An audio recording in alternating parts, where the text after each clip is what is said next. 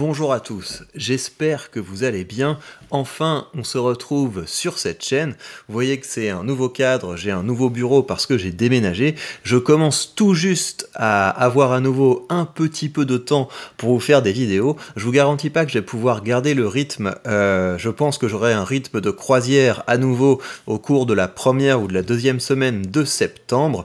Mais voilà, je voulais quand même qu'on prenne le temps de se plonger dans un grand discours, qu'on reprenne notre série qu'on va prolonger jusqu'à la fin du XXe siècle. Vous connaissez le principe, on se plonge dans les grands discours qui ont marqué le siècle dernier et on remonte le fil de l'histoire, discours après discours.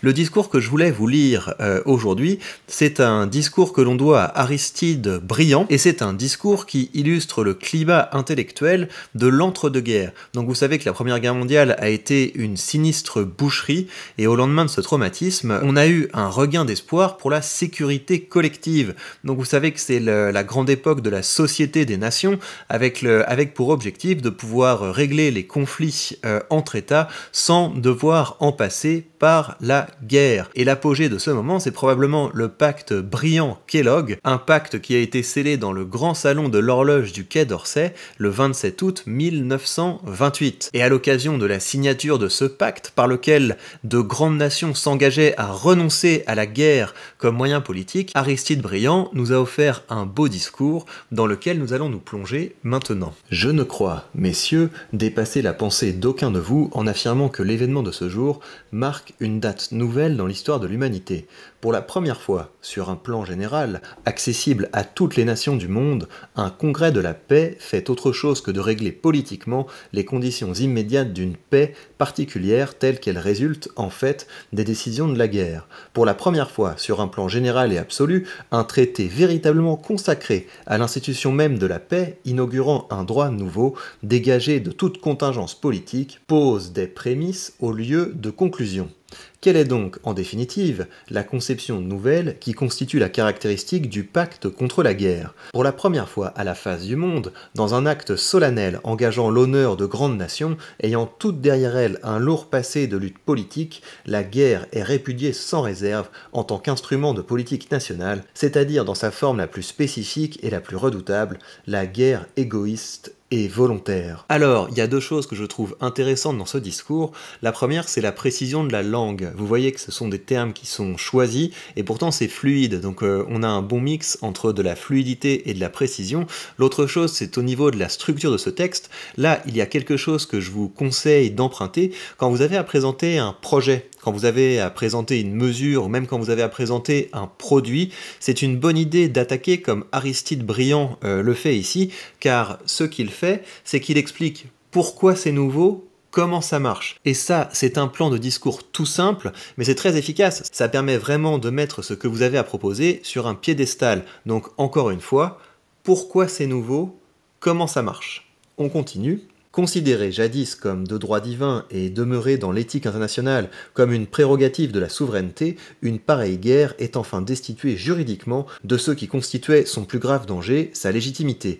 Frappée désormais d'illégalité, elle est soumise au régime conventionnel d'une véritable mise hors la loi qui expose le délinquant au désaveu certain, à l'inimité probable de tous ses contractants. C'est l'institution même de la guerre qui se trouve ainsi attaquée directement dans son essence propre. Il ne s'agit plus seulement d'organisation défensif contre le fléau, mais d'une attaque du mal à sa racine même. Oui, donc là c'est toujours la même chose, vous avez l'orateur qui est en train de présenter la spécificité, qui est en train de présenter l'originalité de ce qu'il propose par rapport à ce qui existait avant. Et donc je trouve que c'est assez intéressant vraiment de vous représenter ce discours un petit peu comme un discours de vente, et la vente c'est pas quelque chose de sale, c'est une compétence que tout le monde doit développer, et c'est un petit peu le principe de ce discours, parce que si vous regardez au fond ce que fait ce texte n'a pas permis effectivement de mettre la fin à la guerre. Ça reste des gens qui prennent un accord de principe, ça reste des gens qui prennent une position morale. Il n'y a pas vraiment d'institution solide derrière. Mais pourtant, par le discours, il parvient à magnifier ce texte, il parvient à magnifier ce pacte, en se situant sur le plan de l'histoire et de la philosophie, en montrant que ce pacte est à la fois une rupture historique, mais également une rupture conceptuelle. Et évidemment, quand on regarde la suite fil de l'histoire aujourd'hui, on sait que le pacte a été rompu. Il a été rompu par l'Italie qui a envahi l'Éthiopie et il a été rompu par le Japon qui a envahi une partie de la Chine. Et c'était deux nations qui étaient signataires de ce pacte. Mais plutôt que de regarder ce discours avec cynisme, je vous invite vraiment à prendre la mesure de l'effort de l'orateur pour essayer d'instituer une nouvelle réalité, une réalité psychologique, une réalité au niveau de la volonté des gens qui sont dans la salle. Et si en l'occurrence ce beau discours n'a pas été suffisant, ça ne veut pas dire qu'il ne faut pas essayer, surtout quand le discours est au service d'une cause noble. Poursuivons. Ainsi, la légitimité du recours à la guerre comme un moyen d'action arbitraire et égoïste cessera de faire peser sa menace latente sur la vie économique, politique et sociale des peuples et de rendre illusoire pour les petites nations toute indépendance réelle dans les discussions internationales. Libérés d'une telle servitude, les peuples signataires du nouveau contrat s'accoutumeront peu à peu à ne plus associer la notion de prestige national, d'intérêt national avec celle de force. Et ce seul fait psychique ne constituera pas le moindre gain dans l'évolution nécessaire à une stabilisation réelle de la paix.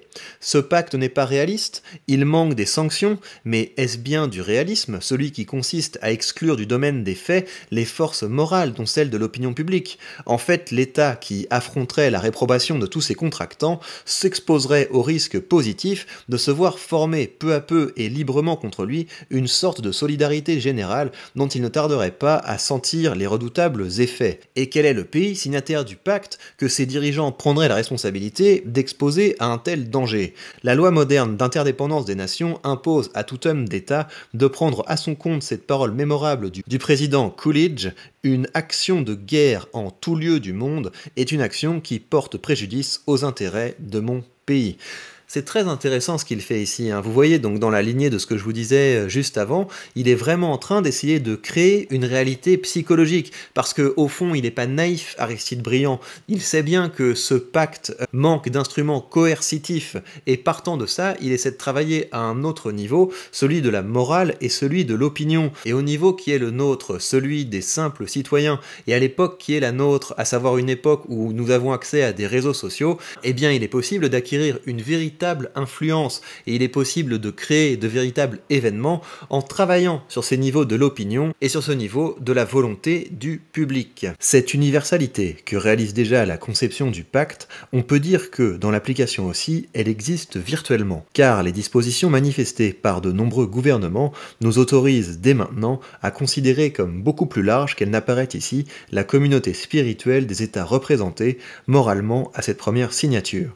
Et il faut que tout cela, dont les délégués n'ont pas pu prendre rang aujourd'hui parmi nous, sentent bien à cette heure de complète union notre unanime regret des nécessités purement pratiques qui limitaient une procédure destinée à assurer et à hâter au bénéfice de tous le succès de la grande œuvre entreprise. Ainsi s'élargit dans notre pensée l'assemblée solennelle des premiers signataires du pacte général de renonciation à la guerre et par-delà des murs de cette salle, par-delà toutes les frontières maritimes ou terrestres, cette vaste communion humaine se fait assez sensible pour que nous ayons sincèrement le droit de nous compter plus de 14 à cette table. Oui, donc pour que vous ayez le contexte, au début il y avait effectivement 14 signataires de ce texte et quelques semaines ou quelques mois plus tard, il y avait plus d'une cinquantaine de pays qui l'avaient signé. Et je vous invite vraiment à noter dans le passage que je viens de vous lire la qualité de la rhétorique diplomatique employée ici. Tout est fait pour ne pas braquer les signataires futurs en leur disant qu'il a bien compris que s'ils n'étaient pas là, ce n'était pas par une volonté de ne pas être là, c'était par pure contingence et il essaie vraiment de montrer que le club n'est pas fermé et que les gens qui n'avaient pas pu être là étaient quand même un petit peu là. Vous réécouterez ce passage, ce sont des tournures dont vous pouvez vous inspirer si vous avez envie que votre parole devienne plus universelle. Un bon moyen de rallier ceux qui ne sont pas encore associés à votre projet, ce n'est pas d'essayer de les presser, ce n'est pas d'essayer de les convaincre, ce n'est pas la coercition, c'est de leur dire au fond je sais que vous êtes déjà avec nous. Continuons. Aussi bien avez-vous pu remarquer que sur l'édifice qui nous abrite, le gouvernement de la République a tenu à faire flotter aujourd'hui les pavillons de toutes les nations. Messieurs, dans un instant, le télégraphe annoncera au monde l'éveil d'une grande espérance. Ce sera pour nous un devoir sacré de faire désormais tout ce qui sera possible et nécessaire pour que cette espérance ne soit pas déçue. La paix proclamée, c'est bien. C'est beaucoup, mais il faudra l'organiser. Aux solutions de force, il faudra substituer des solutions juridiques, c'est l'œuvre de demain.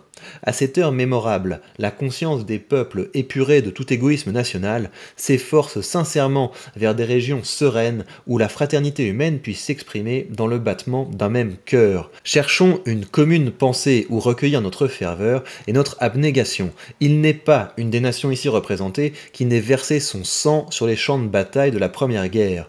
Je vous propose de dédier aux morts, à tous les morts de la Grande Guerre, l'événement que nous allons consacrer de notre signature. Et c'est une très belle manière de conclure, à la fois en regardant devant, voilà la tâche qui nous attend à partir de maintenant, mais également en regardant au-dessus, en saluant la mémoire de ceux qui sont morts, et morts pourquoi? Parce qu'il n'existait pas encore un pacte tel que celui qui a été signé aujourd'hui. Donc c'est une très belle manière pour l'orateur de réaffirmer l'importance et l'utilité du sujet et du projet qui l'occupait lors de son discours. Voilà donc pour ces mots d'Aristide brillants, j'espère qu'il vous a intéressé, dites-moi ce que vous en pensez, dites-moi également les grands discours que vous aimeriez que je lise avec vous, j'espère que nous aurons bientôt l'occasion de nous retrouver pour plus de vidéos rhétoriques, d'ici là, prenez bien soin de vous, n'hésitez pas à partager cette vidéo si vous pensez que ça pourrait intéresser quelqu'un, c'est comme ça que ce projet sera pérennisé. Hâte de vous lire dans les commentaires et à très bientôt.